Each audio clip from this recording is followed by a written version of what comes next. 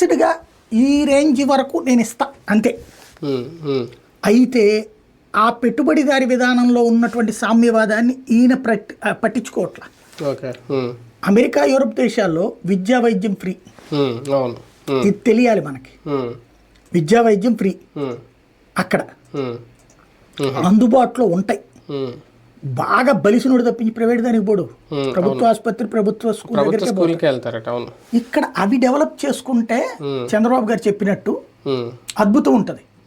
అప్పుడు నీకు ఒకటి నేనేమంటానంటే, ఇవాళ నాకు జీతం వస్తుంది అనుకోండి, నేనేం లెక్కేస్తాను, రేపు నెలలో అయ్యేది ఏమవుతుంది, పిల్లలకి ఏంటి. ఇప్పుడు నా బిడ్డ అదేదో యూనివర్సిటీ అంట బెంగళూరులో ఉంటుంది, దాంట్లో చదవాలి అని కోరుకుంది అనుకున్నాను.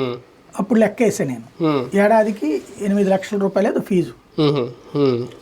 మిగతా అవన్నీ కలిపితే నేను లెక్కేసుకుంది చూస్తే 14-15 లక్షలు అవుతుంది. నా కెపాసిటీ అది కాదు. కాబట్టి అమ్మ అట్లా కరెక్ట్గా నా వల్ల కాదమ్మా. అప్పటికి హౌసింగ్ లోన్ కింద ఇల్లు ఉంది, దాని మీద అడ్డుపెట్టి మళ్ళీ తీసుకోవచ్చు. కానీ లాంగ్ స్టాండింగ్ నేను కట్టలేను అని ఆలోచిస్తా ఒక మధ్య తరగతి.